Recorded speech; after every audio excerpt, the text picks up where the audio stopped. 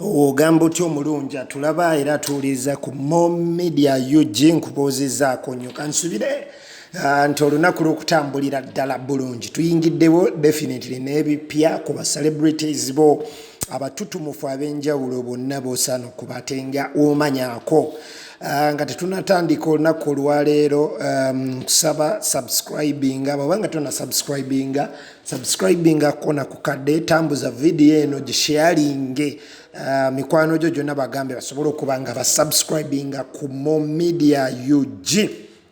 Kale tusimbudde olunaku olwaleero twagala kuba nga tutunuulira ensonga ya omu ku basumba ab'amaanyi mu kibuga bamuyita Pastor Manjeeri.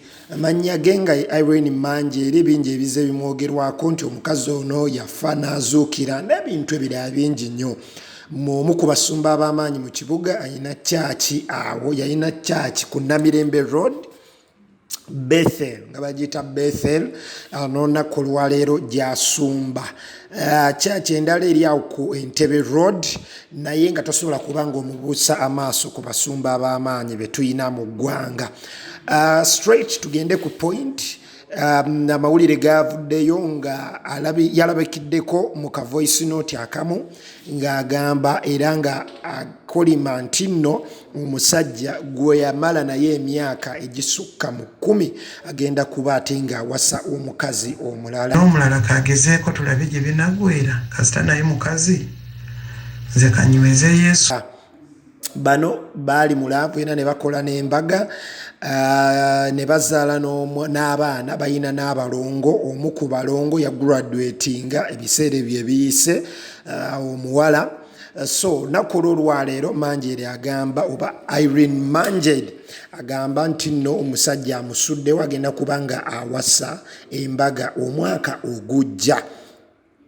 Sources zaffe zigamba nti bamaze emyaka 13 between 10 ne 13 nga tebali bombi. Sources zaffe zigamba nti Irene Manjeeri yali alowooza omusajja bwe agenda kuba ate nga akomawo ekitaasoboka n'omulundi n'ogumu. So wetwogerera olunaku olwaleero omusajja Mr. Katongole ate tebamumanyi linnya oba ate tebamumanyi yoyo gw'olabaawo waggulu era ye Mr. Katongole. Kigambibwa nti omwaka ogujja ale next year agenda kuba ate nga awasa omukyala omulala. Kitegeeza nti Irene Manjeeri ye aba amusuddewo officially. Kale katuulire ku bigambo bya Pastor Irene Manjeeri ng'ayogera era n'ennaku nnyingi. Neekumya emyaka kumpi 10 ne bibeera muno kuntiisatiisa okunzita bangulira abatemu kubanga alina okuwasa oli naye tekyetaagisa kunzita. Ekikulu kubeera nti afunye omuntu ne batereera. Nze sina mutima mubi kyovula basisula watali security, nze sibeera watali poliisi. Sijjukira na mwaka gwe nasembayo kusula mu nju yatereemu mundu ya AK-47 y'ebukuumi naye nga bw'abanga bw'agenda kuwasa mpulira mwaka gujja si kibi.